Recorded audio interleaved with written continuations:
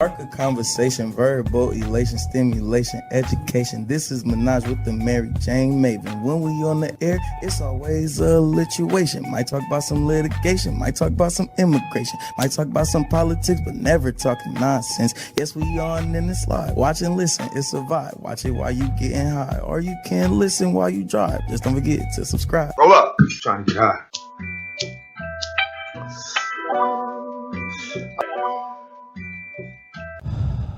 Welcome to Menage with the MenagewiththeMariJayneMaven podcast with your host, the MenagewiththeMariJayneMaven. I am the producer, the hubby. Follow us on all social media, Twitter, Instagram, and Facebook. Show us some love and click that subscribe button now. Don't forget to click the bell so you get notifications and click the like button on the videos. And now, your host.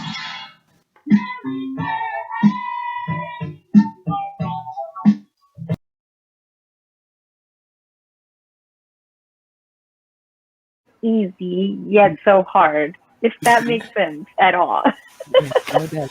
Like we have, every person I feel that we've met has had a purpose. Yes. Whether we saw it at that moment or later on, but it definitely has played a role. And I feel like pivoting and being able to see that is great. And I feel we're pretty flexible at talking to people and ideas, and then going back and be like, can we, yes, no, and yes, we're women, but we're also, business, and we do have to keep emotion out of it, and people forget that we can do that, we can keep the emotion out of it. It's possible. So having a lot of that discussion beforehand and making sure that, every time that we're talking to people, I feel it's easy, it hasn't been a difficult situation. So, but at the same time, like I said, what's hard is setting up the idea. Coming up with the idea is easy. Partnering up with people is easy. But actually getting it done, that's the hard part. That's the hard part. So, you're but luckily on the other side. And have you guys dealt with men in the industry that you can tell right away they're under, they're just underrating you? They are, no. Never. I was say, seems like you will be able to handle it. But yeah. We have a name for them.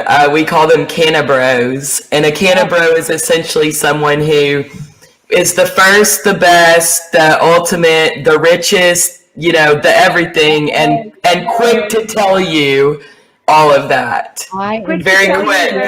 Right. And the cannabro. Yes, and they go into business with other bros, and they drive Maseratis, but they wear Birkenstocks. Yes.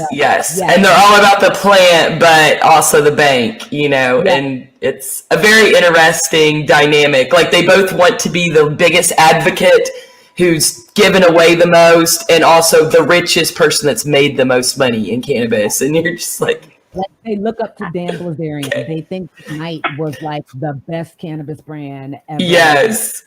So for sure. Yeah, and not only that, it's like, okay, it's one thing to think this of it, but then to turn around and then tell you where you're supposed to be in that place, and then be like, oh, and you can fit in my area this way. And we're like, do we want to fit in your area? Cool. No. I don't really want to do business with you because you're not going to be in business, within a year. Or even, exactly. Or even if you are, it's not going to be the business we want to do, or associate or align. And why? It's still early. Everybody is still learning. There's so many new players that are going to be coming up. Why? And again, the more that we help to normalize it, the more that different industries or sectors jump into it. I mean, food and beverage is going to explode. Oh yeah. Yes. For those like us who wanted to, to be in the tourism aspect, or, I kind of want to do it all, the media, the tourism, events, but being able to have that industry grow and have those experts in that field, that's only going to allow for more collaboration. And we know collaboration is one of the best things you can do in business. So who would you guys say is your kind of like dream, partner, or,